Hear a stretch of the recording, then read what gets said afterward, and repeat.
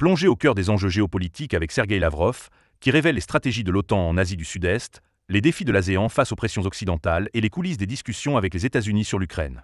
Entre tarifs de Trump et tensions globales, cette analyse percutante décrypte un monde en ébullition. Abonnez-vous et activez la cloche pour ne rien manquer. Que pensez-vous des tentatives de l'OTAN pour s'implanter en Asie? Serait-ce pour continuer sa politique agressive contre la Russie? Laissez vos avis en commentaire. Bonjour à tous. Ici, à Kuala Lumpur, nous accueillons les événements de l'OSIAN. Ils sont annuels. Ils se déroulent actuellement au niveau ministériel et à l'automne, il y aura des sommets. Il y a 3 formats principaux. Le partenariat de dialogue entre la Russie et l'OSIAN. La prochaine réunion annuelle au niveau des ministres des Affaires étrangères a eu lieu hier. Le deuxième format est celui l'Asie de l'Est, au cours desquels un grand nombre de pays prennent part à cet événement, en particulier ceux qui sont en train de développer des partenariats de dialogue avec l'Association des nations de l'Asie du Sud-Est. Cette association, qui regroupe plusieurs pays, est au cœur de nombreux projets et initiatives. Les nations qui y participent cherchent à renforcer leurs relations et à envisager des projets communs pour l'avenir. Il a été conçu pour que les sommets d'Asie de l'Est envisagent des projets de coopération pratique, de connectivité économique, commerciale, de transport et culturel. Le troisième format est le Forum OSIAN sur la sécurité régionale, réunissant un éventail encore plus large de participants, au-delà des membres de l'association. Tout cela constitue les événements annuels de l'OSIAN se tenant ici en Malaisie. Il est symbolique que ce soit en Malaisie que la Fédération de Russie ait participé pour la première fois à de tels événements. Pour la première fois, les fondations ont été établies pour partenariat de dialogue entre la Russie et l'OSIAN. Celui-ci a depuis évolué pour atteindre le niveau d'un partenariat stratégique, comme le montrent nos documents conjoints. Cette année, nous avons examiné en détail les progrès réalisés dans la mise en œuvre des engagements mutuels pris lors des réunions précédentes, y compris le sommet Russie-OSIAN, qui a eu lieu en 2016. Ce sommet reste le forum principal qui a défini les orientations stratégiques de notre coopération continue.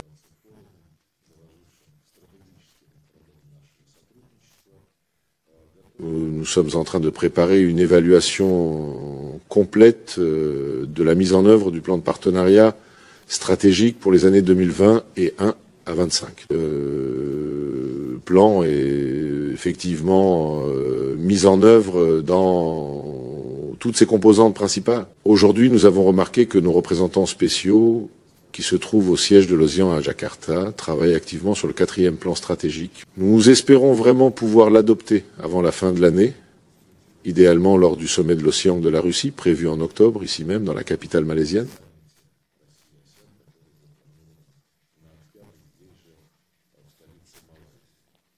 En ce qui concerne la réunion qui s'est tenue aujourd'hui, la réunion des pays participants au sommet de l'Asie de l'Est. Et elle était, comme je l'ai déjà mentionné, principalement dédiée au développement de projets pratiques et concrets de coopération dans divers domaines. Nous soutenons que cela devrait constituer la base des activités des sommets de l'Asie de l'Est. Malheureusement, nos collègues occidentaux qui participent à ces événements deviennent de plus en plus politisés et idéologisés, ce qui est regrettable.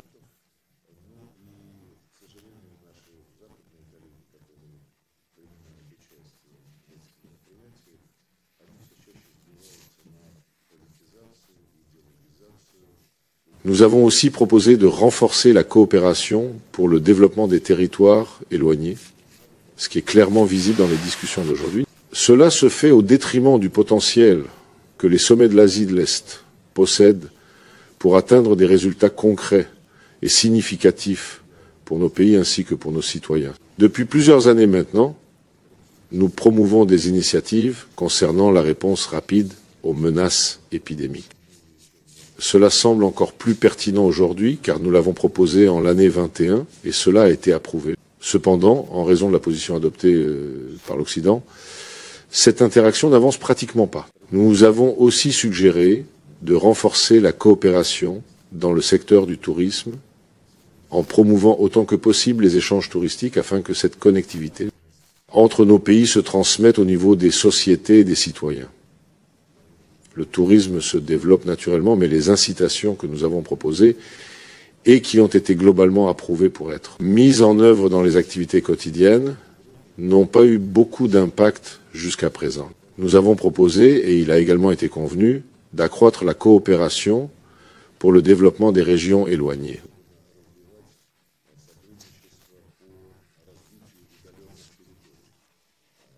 Dans les grands pays, notamment en Russie, en Indonésie, en Malaisie, en République populaire de Chine et ailleurs, il existe des régions éloignées où la civilisation est certes présente, mais où les avantages ne se diffusent pas aussi activement que dans les grandes villes. C'est une tâche urgente pour tout le monde et j'espère que des résultats concrets seront obtenus. Une autre de nos initiatives, également dans le cadre de la coopération humanitaire, vise à garantir la connectivité culturelle de nos nations afin de renforcer les liens et d'encourager les échanges culturels entre nos peuples. L'Eurasie est un vaste continent, berceau de grandes civilisations. Le patrimoine culturel de chacune mérite d'être enrichi mutuellement. J'espère que notre initiative se réalisera. Lors des sommets de l'Asie de l'Est et du Forum de sécurité de la NAS, à l'heure actuelle, tous les membres de l'OChéan, ainsi que la majorité des pays partenaires, y compris la Russie, ont exprimé une profonde inquiétude concernant la tragédie qui continue de se dérouler et de s'aggraver dans les territoires palestiniens. Là-bas, après la catastrophe humanitaire qui a été artificiellement créée dans le secteur de Gaza, des situations similaires émergent dans une autre partie des territoires palestiniens. Je fais référence à la Cisjordanie, où Israël continue sa politique agressive d'établissement de colonies de peuplement qui deviennent de plus en plus nombreuses, et ce, dans des volumes croissants. Bientôt, il ne restera plus rien des territoires de l'autorité palestinienne. J'ai lu aujourd'hui qu'un projet d'émirat d'Hébron existe déjà, considéré comme un premier pas pour avancer le concept de formation sur les terres palestiniennes.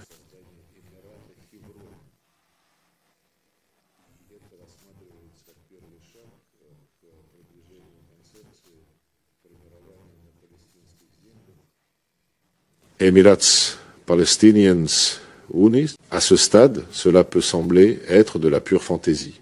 Mais le fait que de telles idées commencent à apparaître de plus en plus dans l'espace public témoigne des risques croissants associés à cette situation. La question de la création d'un État palestinien est à l'origine des tensions qui se sont développées et qui continuent de s'intensifier dans la perspective d'un État palestinien. Comment la décision a-t-elle été prise? Par l'Assemblée générale, par le Conseil de sécurité? Il s'agit bien sûr d'un défi, d'un grand défi pour la communauté internationale. Nous avons parlé aujourd'hui, et nous l'avons souligné spécifiquement, défi créé par l'attaque non provoquée d'Israël contre la République islamique et l'Iran. Cette attaque a été suivie par les missiles et les bombardements des États-Unis. Bien sûr, cela constitue une violation des droits internationaux, du traité de non-prolifération des armes nucléaires, ainsi que des principes de l'AIA concernant les garanties. Nous avons également abordé le sujet du Myanmar, où des installations nucléaires ont été attaquées. Nous avons demandé que le cessez-le-feu, qui semble avoir été annoncé, se poursuive sans interruption. Malgré les dommages et les dégâts causés au traité de non-prolifération et aux garanties de l'AIA sur les installations qu'elle contrôle, nous devons essayer de rectifier la situation. Il est crucial de transformer cela en un processus politique et de résoudre tous les problèmes uniquement par le biais de négociations. Cela nécessite un engagement continu et des efforts concertés pour parvenir à une solution pacifique et durable. Mais cela, soit dit en passant, est extrêmement crucial pour garantir qu'il n'y ait plus de répétition d'un tel mépris envers les documents fondamentaux. Ces documents sont conçus pour assurer l'accès à l'utilisation pacifique de l'énergie nucléaire sans aucune tentative ou tentation de posséder des armes nucléaires ou des technologies nucléaires pour la production d'armes nucléaires. Nous avons aussi discuté de la situation au Myanmar, où l'on observe des signes de normalisation. Nous soutenons le processus engagé par les dirigeants du Myanmar. Nous soutenons aussi les ambitions de l'ASEAN pour aider à normaliser et réintégrer pleinement le Myanmar dans l'Association des nations de l'Asie du Sud-Est, la péninsule coréenne a reconnu la nécessité d'éviter les actions provocatrices qui continuent avec la République populaire démocratique de Corée, notamment par le renforcement des alliances militaires des États-Unis, de la Corée du Sud et du Japon.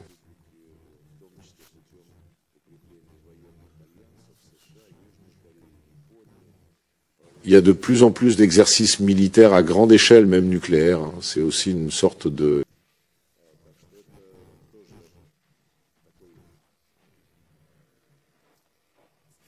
potentiel de conflit est aussi très important et nous ferons tout notre possible pour aider à garantir les droits légitimes de nos alliés nord-coréens.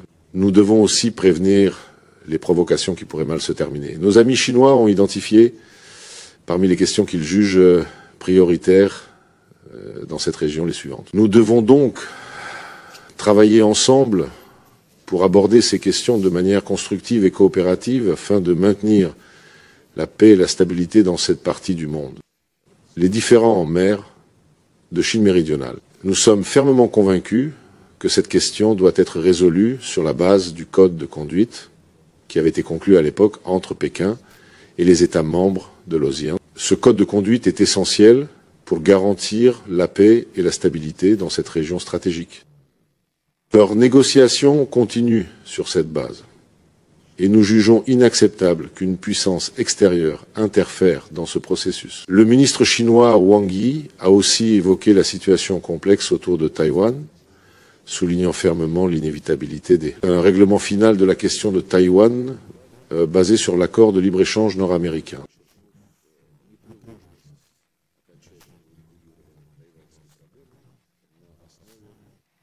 Nous avons réaffirmé notre appui au concept d'un État unifié, l'État chinois. Nous avons également pris note des déclarations faites par certains de nos collègues occidentaux, qui ont déjà été exprimées auparavant, selon lesquelles ils respectent le principe d'une seule Chine, tout en soulignant que le statu quo ne doit pas être modifié. Il s'agit d'une hypocrisie qui saute aux yeux de toute personne peu ou pas familiarisée avec la question et avec la manière dont l'Occident agit aujourd'hui.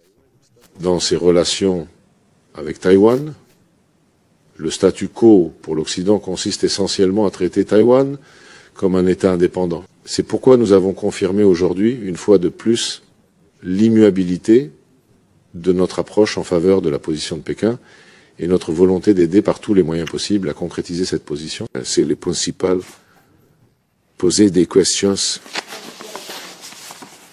Sergei Viktorovitch, peut-être un lien avec ce que vous venez de mentionner l'année dernière lors d'une réunion avec des fonctionnaires du ministère des Affaires étrangères. Vladimir Poutine a présenté une initiative concernant la nécessité d'une nouvelle architecture de sécurité eurasienne. Cette architecture serait centrée sur le principe que la sécurité de certains États ne peut être garantie au détriment de celle d'autres États. Quelle est la perception générale de cette idée en Asie et plus particulièrement au sein de la NAS, surtout en tenant compte de la poursuite de la militarisation par l'OTAN? Je vous remercie de votre attention. En fait, l'initiative former une architecture de sécurité eurasienne est un développement de l'initiative précédente de notre président, qu'il a présenté lors du premier sommet de l'OSCE de Russie, à savoir la formation d'un grand partenariat eurasien par l'établissement de liens, l'approfondissement des activités conjointes, des projets conjoints et des programmes conjoints entre les structures d'intégration existant ici sur le continent eurasien. Des liens ont déjà été établis entre les chefs exécutifs et les secrétaires de l'Union économique eurasienne, ainsi que de la communauté des États indépendants. Entre ces organisations et l'organisation de coopération de Shanghai, et aussi entre toutes ces organisations et les pays de l'ASEAN. C'est un processus très utile qui permet d'harmoniser les plans d'intégration et les projets.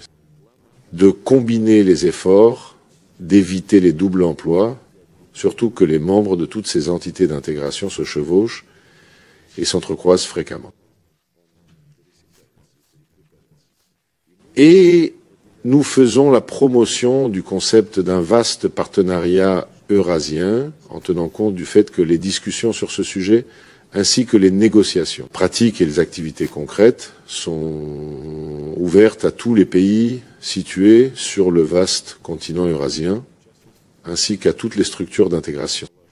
Il y a notamment de bonnes perspectives pour établir des liens solides entre l'Eurasie, l'OCS, la CEI, l'ASEAN et le Conseil de coopération des États arabes du Golfe Persique, par exemple. Il y a des associations d'intégration dans la région de l'Asie du Sud, particulièrement dans la péninsule sud-asiatique.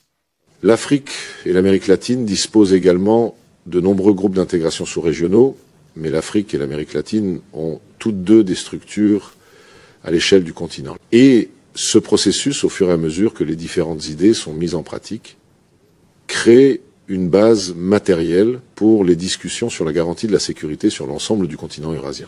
J'ai déjà abordé ce sujet à plusieurs reprises dans le cadre de l'élaboration de l'initiative du président. L'Afrique, tout comme l'Amérique latine, possède de nombreuses alliances d'intégration qui sont sous-régionales. Cependant, il est important de noter que ces deux continents ont également sont à l'échelle continentale. Il s'agit d'unions africaines, de communautés de pays d'Amérique latine et des Caraïbes. Et en Eurasie, le plus grand, le plus puissant, le plus riche est celui qui se développe le plus rapidement. Il est inutile de créer une structure continentale sous forme de plateforme de dialogue dans chaque région du monde. Il n'est pas nécessaire de mettre en place une organisation, car elle n'existe pas encore. Nous comprenons bien que ce processus n'est ni particulièrement long, ni très rapide. Tous les pays du continent invités à participer à ces discussions doivent d'abord prendre le temps de mûrir et de se préparer. La majorité de nos voisins européens n'ont pas encore pleinement mûri et continuent de rêver d'étendre leur influence néocoloniale sur l'ensemble du continent eurasien. Ils cherchent à le faire par le biais de l'Alliance, de l'Atlantique Nord et de son infrastructure, espérant ainsi renforcer leur position et leur contrôle. Ils n'hésitent pas à affirmer que, dans les conditions actuelles, effectivement, l'OTAN est une alliance de défense et sa mission principale est de protéger les territoires de ses pays membres. Cependant, dans le contexte actuel, précise-t-il, la menace pesant sur l'intégrité territoriale et la sécurité des pays de l'OTAN provient de la région Indo-Pacifique, comme il l'appelle. Cela inclut l'océan Pacifique, ce qui signifie la mer de Chine méridionale, le détroit de Taïwan et bien d'autres éléments encore.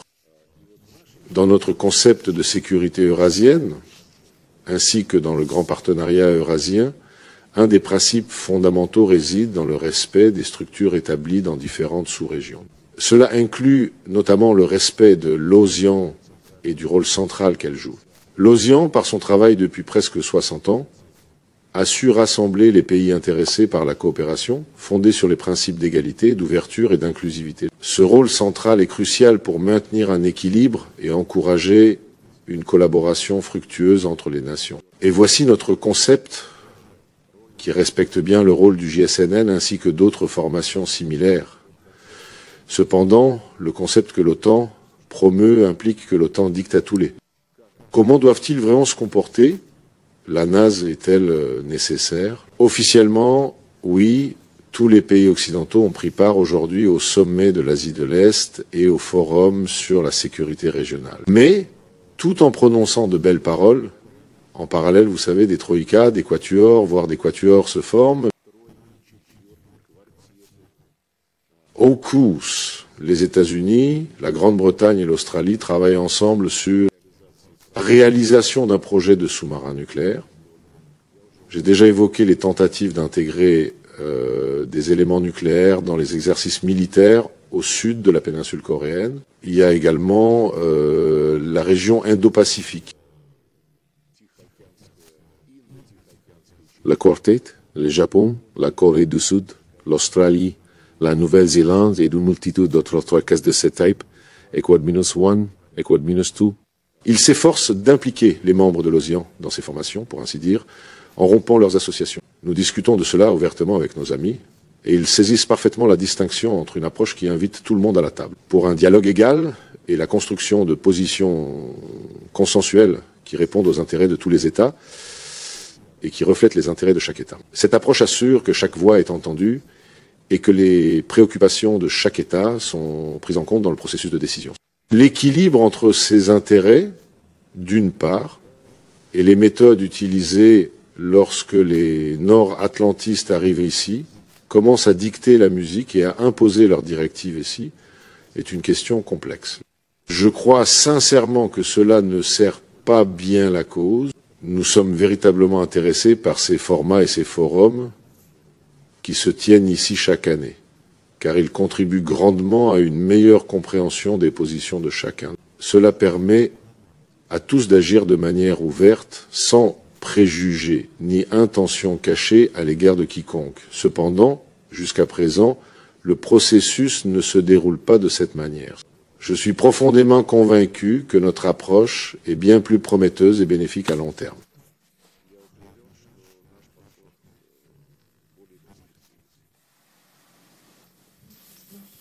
Sergueï Viktorovitch, le sommet des BRIG, qui s'est récemment terminé à Rio, a clairement démontré que dans le contexte des sanctions de plus en plus sévères imposées par Washington, les BRIG deviennent une alternative solide et fiable au chaos engendré par ces sanctions. À votre avis, les pays de l'OSIAN sont-ils prêts à engager une coopération plus active et renforcée avec la Russie en particulier et les BRIG en général? Je vous remercie beaucoup. Vous savez, pour être tout à fait franc, je pense sincèrement que les pays de l'OSIAN montrent un intérêt marqué pour une coopération avec la Russie, peu importe les événements actuels. Nous ne voyons pas de réaction négative directe, mais si vous avez le choix de commercer dans le cadre de l'association, dans le contexte de l'Occident et de ce que font les États-Unis ou leurs alliés à ce sujet. Vous savez, si l'Occident ne nous mettait pas autant de pression, nous ne serions peut-être pas amis avec la Russie.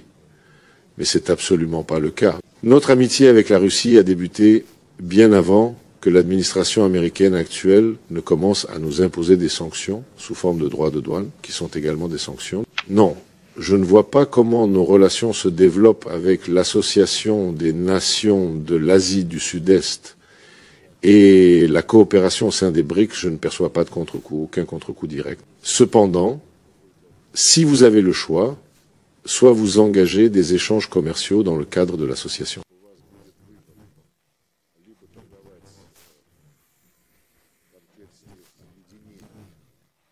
Dans un environnement où aucune méthode déloyale ou injuste n'est employée pour éliminer ou supprimer les concurrents.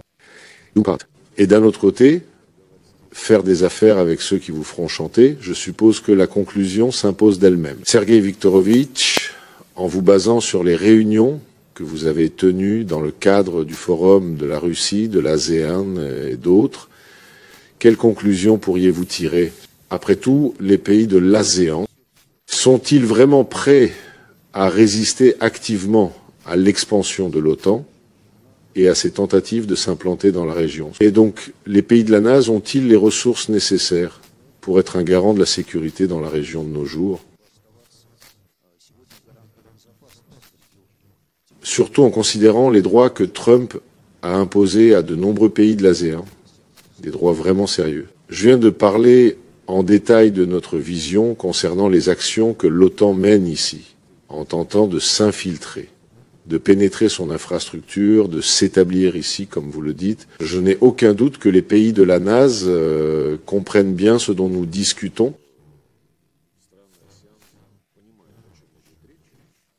Et ils réalisent que ce qui leur est proposé, c'est en réalité de rester membre officiel du NFC tout en rejoignant en parallèle des structures qui ne sont pas inclusives. Ces structures ont un caractère de bloc et visent, dans l'ensemble, à créer une sorte de front politique et diplomatique. Leur but principal est de contenir tout d'abord la Chine, ce qui n'est pas caché, mais aussi en parallèle la Fédération de Russie.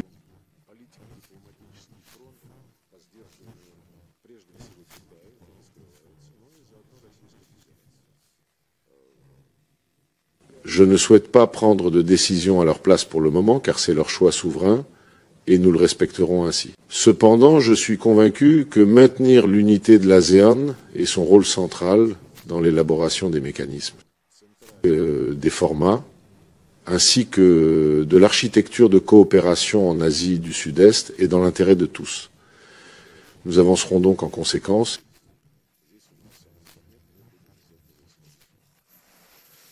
Anastasia, Dombitskaya, Commercial Sergei Viktorovich. Secrétaire d'État Marco Rubio a déclaré hier, après s'être entretenu avec vous, qu'une sorte de nouveau plan sur l'Ukraine avait été discuté. J'aimerais savoir quel parti a proposé ces nouvelles approches, en quoi elles consistent, quelles sont leurs différences fondamentales par rapport aux précédentes.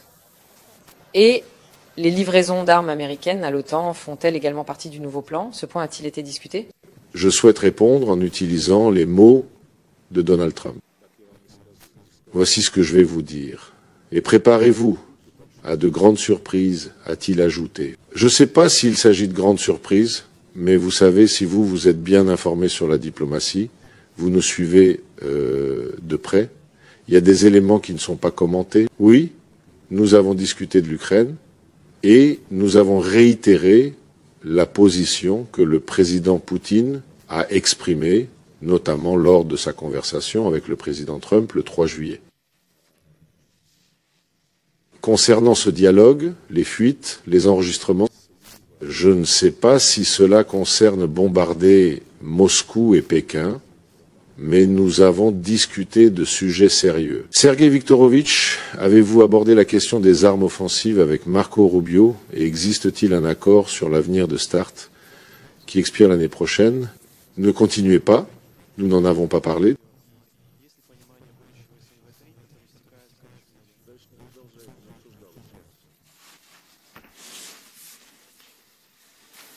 Sergei Viktorovich, j'ai également une question sur l'activité diplomatique. Récemment, le chancelier Merz a déclaré que les moyens diplomatiques de résoudre le conflit ukrainien avaient été épuisés. Ma question est double. D'une part, je voudrais vous demander votre réaction officielle en tant que ministre des Affaires étrangères et d'autre part, en tant que diplomate expérimenté, je voudrais vous demander, d'un point de vue professionnel, si vous pensez que les actions de l'Allemagne s'inscrivent dans un tel arsenal diplomatique, si elles appartiennent à la sphère de travail diplomatique. C'est une question vraiment très pertinente. Elle nous préoccupe sérieusement, c'est alarmant, car les récentes déclarations et actions de Berlin, Paris et Londres montrent clairement que la classe politique actuelle, qui est arrivée au pouvoir dans ces pays, ainsi que dans plusieurs autres, a oublié les leçons essentielles de l'histoire. Il semble avoir oublié les conclusions importantes que l'humanité tout entière avait tirées de ces leçons historiques. Ils essaient, dans l'ensemble, de préparer l'Europe à une nouvelle guerre, pas seulement une guerre hybride, mais bien à une guerre contre la Russie.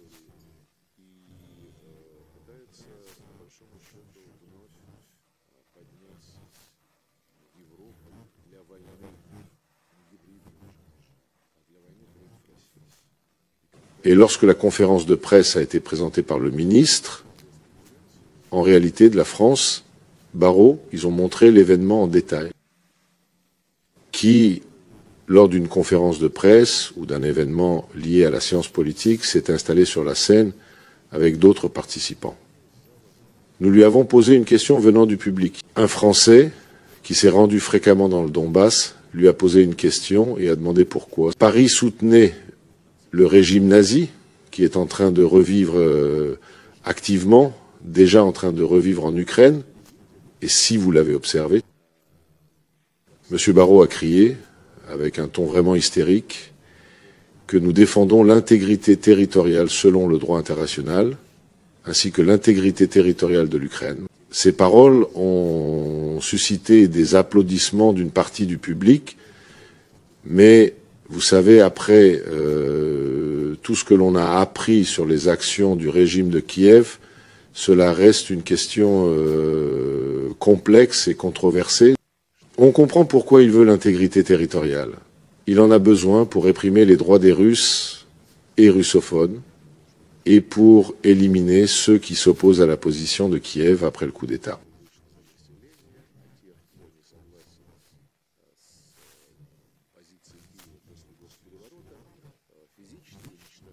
Hier, j'ai offert à Marc Rubio un extrait de citation de Zelensky, Shmyhal, Yermak et Podolak, où il est clairement exprimé qu'il est nécessaire de détruire la Russie. Ceci doit être fait légalement et de préférence physiquement. Donc quand M. Barrois et ses semblables disent qu'ils ne veulent rien d'autre que l'intégrité territoriale de l'Ukraine, C'est une révélation personnelle. Concernant Merz, il a mentionné des choses amusantes, notamment que son principal objectif est de faire de l'Allemagne à nouveau la première puissance militaire en Europe.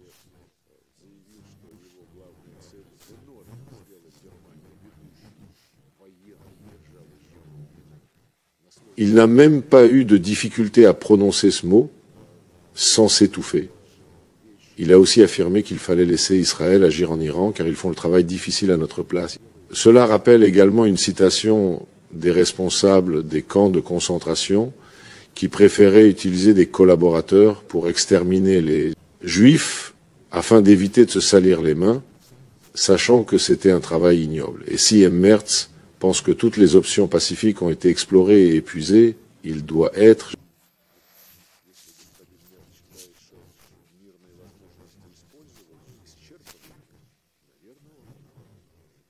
L'Allemagne a finalement choisi de se concentrer entièrement sur sa militarisation au détriment de son peuple, puis a recommencé à fulminer avec des slogans nazis pour contrer les menaces venant de la Russie.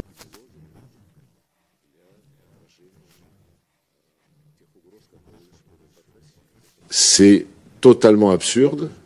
J'espère que tout homme politique sain d'esprit s'en rendra compte. Le président Poutine a déclaré à plusieurs reprises que c'est un non-sens utilisé simplement pour maintenir le peuple dans l'obéissance et empêcher ces protestations d'éclater, qui causent inévitablement la détérioration de la situation socio-économique, la stagnation que l'on observe en Europe. Tout cela au détriment du fait que des centaines et des centaines de milliards ont à nouveau été acheminés, sont à nouveau acheminés vers l'Ukraine. Je me suis demandé comment l'Europe voyait l'Allemagne à l'époque. Voici une citation du journal suédois Aftonbladet, datant du 22 juin 1941. C'est un article avant-gardiste. Voici la citation.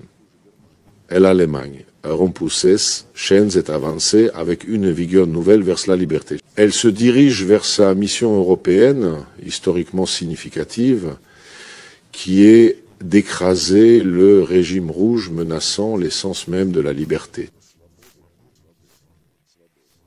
Autrement dit, ils ont chanté les nazis en tant que symbole de liberté. Si l'Europe recommence à agir de cette manière, eh bien, que puis-je dire, c'est vraiment désolant. Bien entendu, nous en tiendrons pleinement compte dans tous les aspects de notre planification et de notre stratégie.